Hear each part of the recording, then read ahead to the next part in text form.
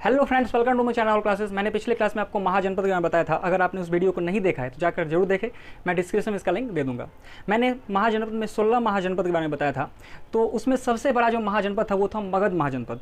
कौन सा था? मगध महाजनपद। उसमें 7 राजवंशों ने शासन किया था। तो आज हम लोग उन्हीं को देखेंगे। तो चलिए सबसे पहले देखते हैं कि 7 वंशों ने शासन किया था मगध पर। सबसे पहला था हर्यंक वंश। पहला में कौन सा? हर्यंक वंश। दूसरा था शिशुनाग वंश। तीसरा था नंद वंश। चौथा था मौर्य वंश। पांचवा शुंग वंश। छठा कन्न वंश और सातवां सातवाहन वंश। ये टोटल 7 राजवंशों ने शासन किया था। आज हम लोग हर्यंक वंश और शिशुनाग वंश को देखेंगे। तो चलिए स्टार्ट करते हैं, देखते हैं। हर्यंक वंश ये 544 ईसा पूर्व से 414 ईसा पूर्व तक ये वंश चला था। इनके संस्थापक थे बिंबिसार। कौन थे? बिंबिसार। देखिए, एक था बिंदुसार। बिंदुसार जो था वो चंद्रगुप्त मौर्य का बेटा था। बिंदुसार पॉइंट सार, यानी बिंदुसार जो था वो कौन था? चंद्रगुप्त मौर्य का बेटा था। लेकिन ये बिंबिसार है, तो आप कंफ्यूज नहीं होंगे। संस्थापक इसके बिंबिसार थे। इसने राजधानी राजगिरी को बनाया था। राजगिरी बोलिए या राजगीर बोलिए या इसे ग्रीव्रज बोलिए, तीनों एक ही नाम था। तो राजगीर को उन्होंने राजधानी बनाया था राजगिरी। इसे राजगिरी क्यों कहा जाता है? क्योंकि राजगीर जो था वो पूरे पहाड़ों से घिरा हुआ था, है ना, पूरे पहाड़ों से घिरा हुआ था। अब मान लीजिए जिसको आइडिया नहीं है पहाड़ में लड़ना, तो उसके लिए डिफिकल्ट है लड़ना, है कि नहीं?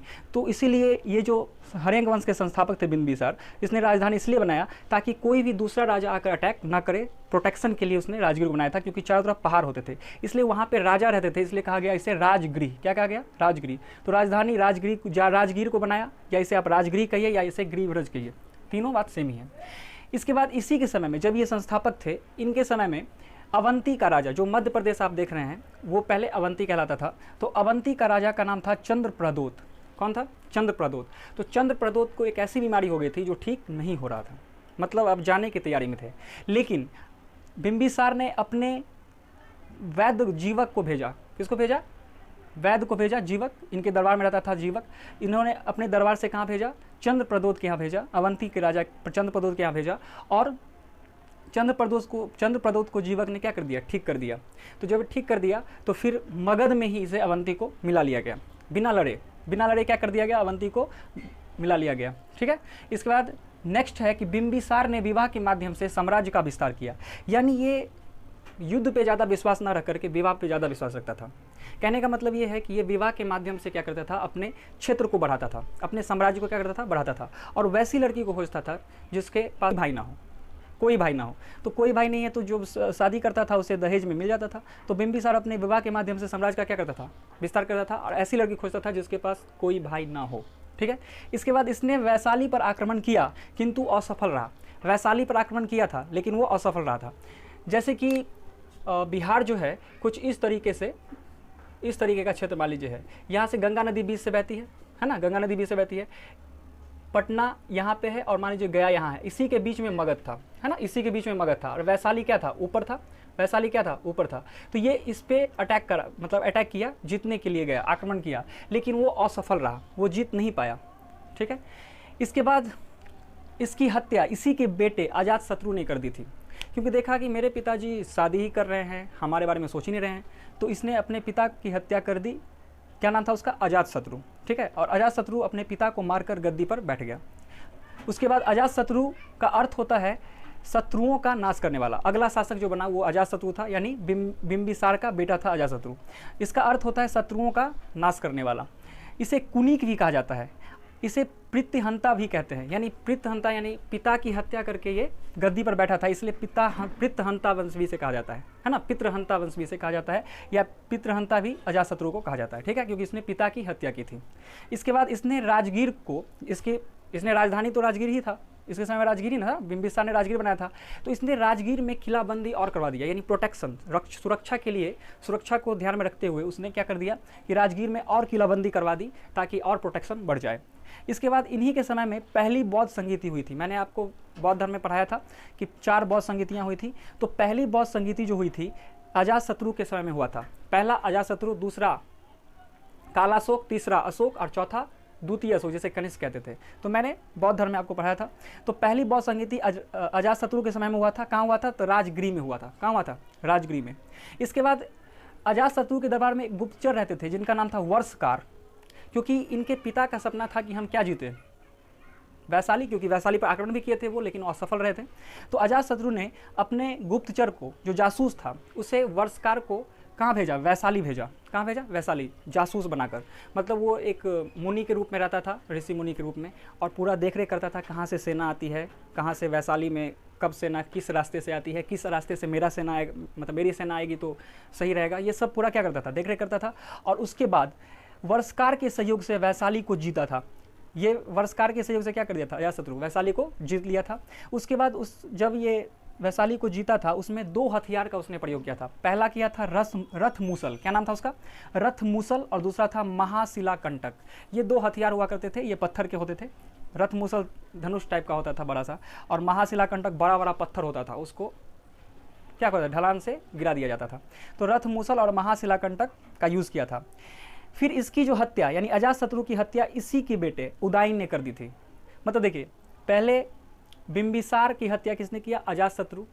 और अजातशत्रु की हत्या उसकी इसी के बेटे उदयन, यानी बिंबिसार का बेटा अजातशत्रु मार दिया, और अजातशत्रु का बेटा उदयन। यानी एक हाथ से आप करेंगे तो दूसरे हाथ को, मतलब अगर एक हाथ से अगर कुछ करते हैं तो ये इस जन्म का फल इसी में आपको भोगना पड़ेगा। यहाँ पे ये साफ दिख रहा है नहीं? तो वैसे ही यहाँ पे हत्या उदयन ने, इसका बेटा था अजातशत्रु का बेटा उदयन, उसने कर दिया। इसके बाद सम्राट कौन बना? राजा कौन बनेगा? इसके बाद बनेगा ये उदयन। तो उदयन के बारे में पढ़ते हैं, तो चलिए देखते हैं। उदयन जो था, ये एक नगर की स्थापना किया था, एक नगर बनवाया था जिसका नाम रखा था उसने पाटलिपुत्र। तो देखिए, इनके समय में भी क्या था? राजगीर था, राजधानी क्या थी? राजगीर थी। लेकिन उदयन ने अपनी राजधानी चेंज करके पाटलिपुत्र बना लिया। क्या कर लिया? पाटलिपुत्र। एक नगर की स्थापना किया उदयन, और उस नगर का नाम क्या रखा? पाटलिपुत्र। तो पाटलिपुत्र नगर की स्थापना किसने की थी? उदयन ने की थी। ठीक है। इसके बाद वो ज़्यादा कुछ खास काम नहीं किए। इसके बाद अगला शासक जो बना वो नागदशक बना था। इसे अपने बेटे ने नहीं मारा था, इसे मतलब कोई जाति, मतलब कौन था पता नहीं चला, अज्ञात आदमी ने इसे मार दिया। इसके बाद नागदशक इसके बाद शासक बना था। उदयन का ये बेटा था नागदशक। कौन था? उदयन का बेटा नागदशक। ये अयोग्य शासक था। क्या था? अयोग्य था, ये उतना तेज नहीं था, तो अयोग्य था। और इसके सेनापति का नाम था शिशुनाग। क्या नाम था? शिशुनाग। तो ये सभी जो इम्पोर्टेंट बातें होते थे, सीक्रेट बातें होती थी, उसको वो सभी को बता देता था। मतलब अपने सेनापति को सब कुछ बताता था, जितना भी सीक्रेट था। देखिए, राजा को कुछ चीज़ें अपने अंदर सीक्रेट रखना चाहिए ताकि किसी को पता ना चले, लेकिन ये जितना भी था सब कुछ बताता था सेनापति को। हम यहाँ हैं, ये मेरा आइडिया, मतलब ये मेरा आइडिया है, ये करना है, ये मेरा रास्ता है, खुफिया ये है। तो बहुत सभी चीज़ उसने बता दिया। तो शिशुनाग ने सोचा कि ये तो बकलोल है, सब बता रहा है। तो इसलिए क्या किया कि शिशुनाग ने इसकी हत्या कर दी। नागदशक की हत्या किसने कर दी? शिशुनाग। और जब शिशुनाग ने हत्या कर दी तो बताइए, शिशुनाग तो दूसरा सेनापति था इसका, तो ये तो इस वंश का तो था नहीं, है ना? ये तो हरिंग वंश का था नहीं। तो उसने एक अपना वंश नाम दिया जिसका नाम था शिशुनाग वंश। शिशुनाग से ही इसका क्या नाम पड़ा? शिशुनाग वंश। और शिशुनाग वंश ये 412 ईसा पूर्व से 394 ईसा पूर्व तक चला था। देखिए, ये 544 ईसा पूर्व से 412 ईसा पूर्व तक चला था। और इसके बाद शिशुनाग वंश शुरू हुआ जो 412 ईसा पूर्व से 394 ईसा पूर्व तक चला था। इसके संस्थापक कौन थे? शिशुनाग। इसके संस्थापक कौन थे? शिशुनाग। इसने अपनी राजधानी को पाटलिपुत्र से हटाकर वैशाली लाया। कहाँ लाया? वैशाली। पाटलिपुत्र से हटाकर वैशाली इसने अपनी राजधानी को बनाया। इसके बाद इसने भी ज़्यादा कुछ किया नहीं। इसके समय में बंगाल से लेकर के मालवा तक इसका पूरा क्षेत्र था। अपना क्षेत्र इसका क्या था? बंगाल से लेकर मालवा तक। मालवा का क्षेत्र जो होता है वो राजस्थान और मध्य प्रदेश का क्षेत्र होता है, मालवा का क्षेत्र। तो वहाँ से लेकर, बंगाल से लेकर मालवा के क्षेत्र तक उसका पूरा कब्जा था। इसके बाद अगला जो शासक बना था कालाशोक। क्या नाम था उसका? कालाशोक। कालाशोक ने जो राजधानी बनाई थी पाटलिपुत्र को बनाया। यानी फिर इसने वैशाली को हटा करके इसको बना दिया पाटलिपुत्र को। मतलब शिशुनाग ने बनाया था वैशाली, और फिर इसने वैशाली को हटाकर क्या कर दिया? कालाशोक ने पाटलिपुत्र बनाया। इसके बाद द्वितीय बौद्ध संगीति, आप याद कीजिए, द्वितीय बौद्ध संगीति इसी के समय में हुआ था। कालाशोक हमने अभी जस्ट बताया है। पहले में कौन थे? अजातशत्रु, दूसरा में कालाशोक।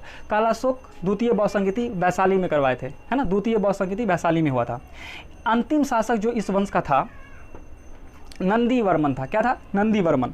और नंदीवर्मन की भी हत्या किसने कर दी? महापद्मनंद ने। नंदीवर्मन की हत्या किसने कर दी? महापद्मनंद ने। और इसमें ज़्यादा कुछ खास काम नहीं किया था शिशुनाग वंश में। और अंतिम शासक जो महापद्मनंद था, इसकी हत्या कर दी।